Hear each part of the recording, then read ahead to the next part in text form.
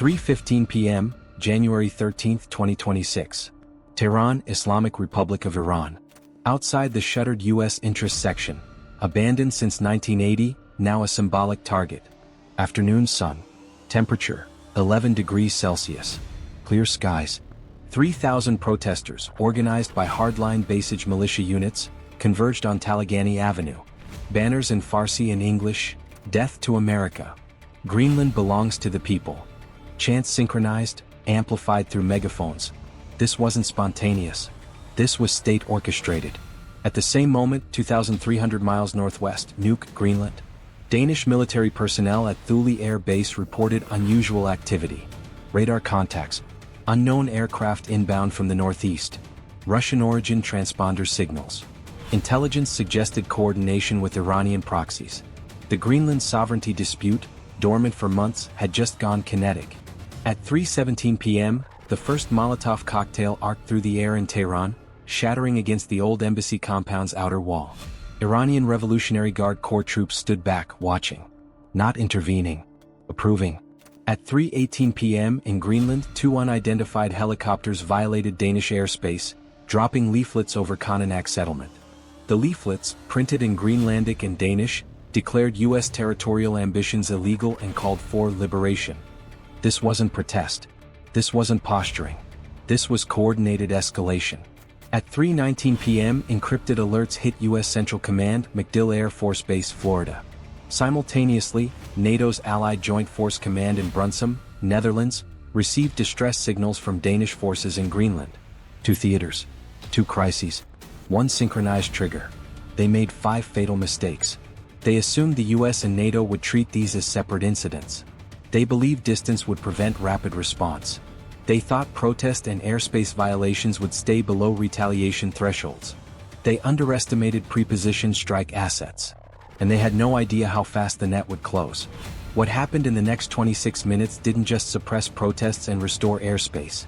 It dismantled Iran's Revolutionary Guard command structure and erased Denmark's exposed forward positions to eliminate exploitable vulnerabilities. This is that story. Tehran sits at the heart of a regional power struggling to project influence beyond its borders. For 8 months, hardliners within the IRGC had escalated anti-American rhetoric, using the Greenland sovereignty debate, where Washington had floated renewed interest in territorial discussions, as a wedge to unite disparate adversaries. Iran, Russia, and fringe nationalist groups across Europe formed a loose propaganda axis.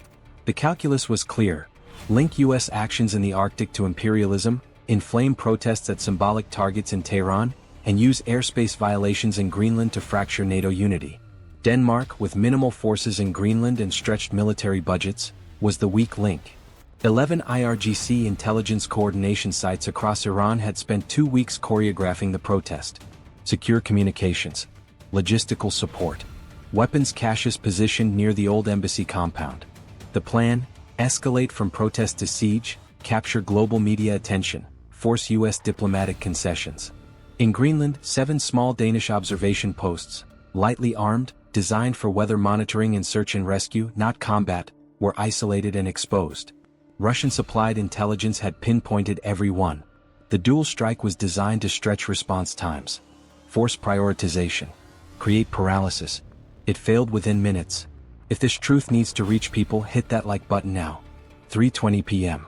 In Tehran, the crowd surged forward. Iranian state television broadcast live. Revolutionary Guard officers in plain clothes moved through the protesters, distributing iron bars, gasoline, wire cutters. The compound's outer perimeter, concrete walls topped with razor wire, began to buckle under coordinated assault.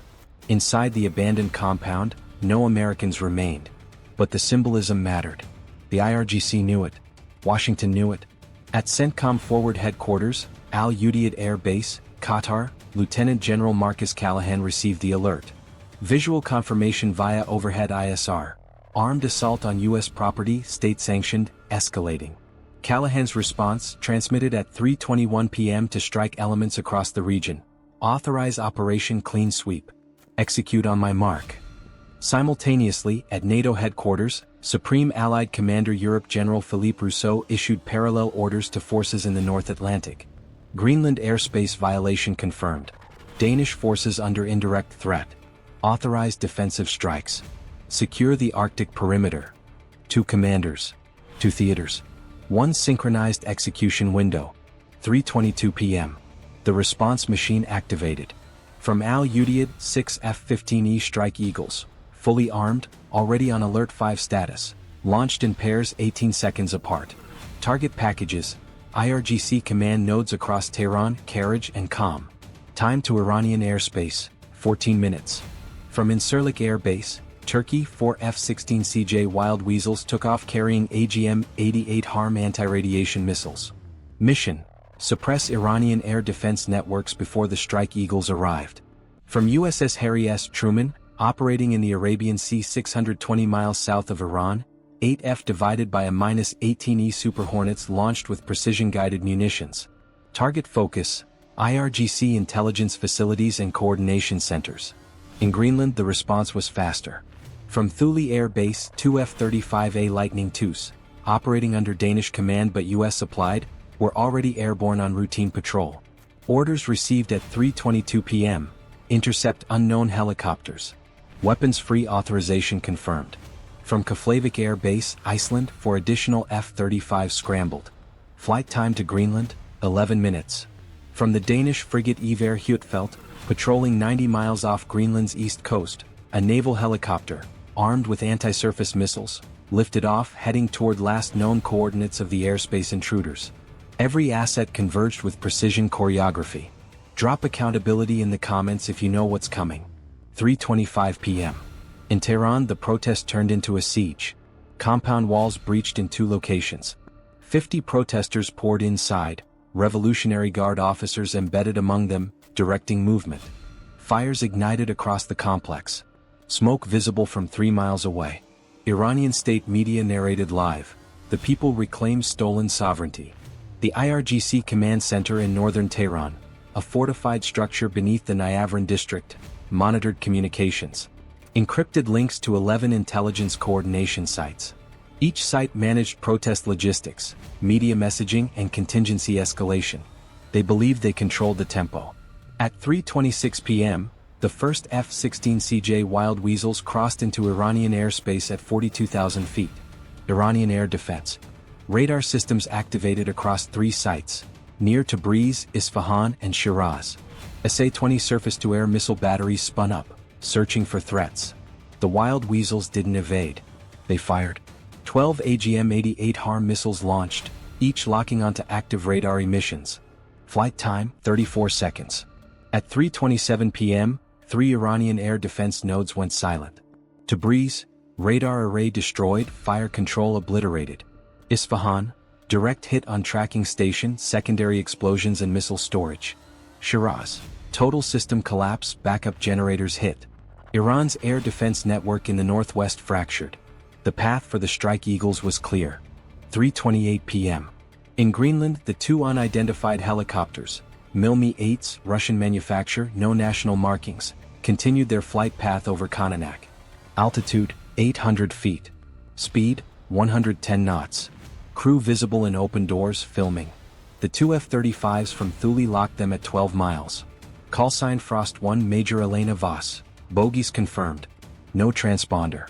No response to radio hails. Engaging. At 3:29 p.m., 2 AIM-120 AMRAAM missiles launched. Both helicopters exploded in midair. Wreckage scattered across frozen tundra below. No survivors. No ejections. Simultaneously, Danish Special Forces, Jägerkorpset operators embedded near the 7 observation posts, received updated threat intelligence. Russian-supplied reconnaissance drones had been mapping the posts for 6 days. The airspace violation was a precursor. The 7 Danish posts were being targeted for elimination. At 3:30 p.m., NATO command authorized preemptive neutralization of staging threats. Type yes if every threat deserves to be eliminated. 3:31 p.m. The F-15E Strike Eagles entered Iranian airspace. 6 aircraft, divided into 3 two-ship elements. Each element assigned targets from the updated strike list. IRGC intelligence coordination sites, Revolutionary Guard command bunkers, militia staging facilities directly linked to the Tehran protest. Element Alpha, led by Lieutenant Colonel Brian Reaper Holt, targeted the Niavaran Command Center, nerve center for the entire operation. Element Bravo, Carriage Intelligence Hub 25 miles west of Tehran. Element Charlie, COM Coordination Site, embedded beneath a civilian district, precision strikes only. At 3:32 p.m., the Strike Eagles released their payloads. 18 GBU 31 JDAM 2,000-pound bombs. GPS guided. Penetration warheads designed for hardened bunkers. At 3:33 p.m. the first bombs hit. Niavaran Command Center. Direct penetration through 12 feet of reinforced concrete. Detonation occurred 40 feet underground. The blast collapsed 3 sublevels. Communications severed instantly. Personnel inside, 0 survivors. Carriage Intelligence Hub, 2 bombs impacted within 6 seconds. The first breached the roof. The second entered through the breach. Total structural failure. Fire consumed the wreckage. COM Coordination Site, precision strike, single bomb, minimal collateral. The facility, hidden beneath a parking structure, imploded. Civilian casualties, 4 despite proximity. Across Tehran, 8 additional IRGC facilities, ammunition depots, vehicle staging areas, secure communications nodes, were struck by F/A-18 Super Hornets arriving from the Truman Strike Group. The Revolutionary Guard's command architecture disintegrated in 90 seconds. 3:34 p.m. In Tehran, the protest collapsed into chaos. Revolutionary Guard officers, their encrypted communications dead, their command structure gone, attempted to rally the crowd. No orders came. No coordination. State television cut the live feed. Within 3 minutes, Iranian riot police, separate from the IRGC, loyal to different factions, moved in. The protest was violently dispersed. The compound cleared. The IRGC had lost control. If your community needs to know the full story, share this now. 3:35 p.m. In Greenland, the remaining threat materialized. Satellite imagery, processed in real time by NATO intelligence, identified 7 small vessels, fishing trawlers, refitted with communications equipment and weapons, approaching Greenland's eastern coastline. Each vessel corresponded to one of the 7 Danish observation posts. The plan: land small teams, disable the posts, create gaps in Denmark's Arctic surveillance network, claim the posts were abandoned or indefensible. The F-35s from Iceland arrived overhead at 3:36 p.m. Callsign Glacier 1, Captain Soren Andersen, Danish Air Force. Surface contacts identified. No civilian traffic patterns. Authorization to engage? NATO command response immediate. Engage. Neutralize all threats. At 3:37 p.m. the F-35s dove. Each aircraft released GBU-39 small-diameter bombs, precision munitions 250 pounds each, designed for surgical destruction. 7 vessels. 14 bombs. 2 per target. The bombs fell in synchronized sequence. 3:38 p.m. The trawlers exploded. Fire and debris scattered across frigid Arctic waters. Wreckage sank rapidly. The support teams aboard, irregular forces supplied with Russian equipment, never reached shore. Survivors in the water, 19. Rescued by Danish Coast Guard and immediately detained. The 7 observation posts remained intact. Danish sovereignty unchallenged. 3:39 p.m. In Tehran, Iranian Supreme Leader Ali Khamenei convened an emergency session. No public announcement. Total communications blackout from IRGC command. 11 intelligence sites, destroyed or offline. Protest operation, collapsed. International embarrassment, total. In Copenhagen, Danish Prime Minister Frederik Johansen addressed Parliament in emergency session, confirming airspace violations repelled, sovereignty defended, 0 Danish casualties. In Washington, the White House issued a terse statement. Threats to U.S. interests and allied sovereignty will be met with immediate and proportional response. The phrase proportional was diplomatic fiction. The response had been overwhelming. 3:41 p.m. The scoreboard was published within hours, not by governments, but by open-source intelligence analysts tracking satellite imagery, flight data, and social media. Iranian losses: 11 IRGC intelligence and command sites, destroyed. Air defense systems neutralized, 3. Personnel Kia, estimated 310 IRGC members, 19 militia coordinators. Protest operation, total failure, dispersed by Iranian police. State media credibility, shattered. Danish/NATO losses. Aircraft, 0. Personnel, 0. Observation posts compromised. 0. Helicopters destroyed, hostile 2. Vessels destroyed, hostile 7. U.S. losses. Aircraft, 0. Ordnance expended, 47 precision-guided munitions. Personnel, 0. By 3:41 p.m., 26 minutes after the protest began, every threat was neutralized. Drop eliminated if you see exactly how fast it ended. Global reaction was immediate and polarized. In Moscow, the Kremlin issued a statement condemning Western aggression in the Arctic, but offered no material support to the operation they had quietly enabled. Russian involvement was deniable. Plausible deniability, however, crumbled under satellite evidence of Russian-supplied helicopters and equipment. In Beijing, state media ignored the incident entirely. Across Europe, NATO members privately expressed relief. The swift response reassured allies that Article 5 commitments, while not formally invoked, were backed by real capability. In Tehran, silence. No defiant speeches. No retaliation threats. For 11 hours, Iranian leadership said nothing. When Khamenei finally spoke, the message was measured, vague, blaming foreign provocateurs for the protest and claiming defensive operations had successfully protected national sovereignty. Satellite images told the truth: smoldering craters across 11 IRGC sites. Wreckage in Arctic waters. Total operational collapse. The deeper implications were severe. Iran had attempted to weaponize protest and proxy action across 2 continents simultaneously. The goal: fracture Western response, exploit NATO's geographic spread, force prioritization between theaters. Instead, the US and NATO demonstrated seamless multi-theater coordination. Strikes in the Middle East and Arctic executed within minutes of each other. No hesitation. No gaps. The message was explicit: distance is not sanctuary. Coordination is not complexity. And provocations, no matter how cleverly staged, will be met with precision elimination. But the risk of escalation had been real. If Iranian air defenses had shot down a single US aircraft, if casualties among Danish personnel had occurred, if civilian casualties in Tehran had been higher, the ladder toward wider conflict had been right there. 26 minutes had prevented it. Final timeline.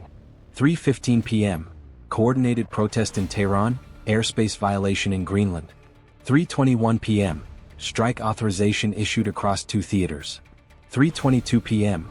US and NATO assets launch. 3:27 p.m. Iranian air defenses neutralized. 3:29 p.m. Hostile helicopters destroyed over Greenland. 3:33 p.m. 11 IRGC sites obliterated. 3:38 p.m. 7 hostile vessels eliminated. 3:41 p.m. All threats neutralized. Operations complete. 26 minutes. 11 Revolutionary Guard sites destroyed. 7 hostile vessels eliminated. 0 Allied losses. Iran didn't lose a protest. They lost their command infrastructure. Denmark didn't lose sovereignty. They proved it was defended. Smash that like button. Drop your reaction in the comments. What would you have done differently? Subscribe because the next coordinated threat is already forming, and you'll see how it stopped. 3:15 p.m. They thought distance and coordination would protect them. 3:41 p.m. They learned the cost of that assumption.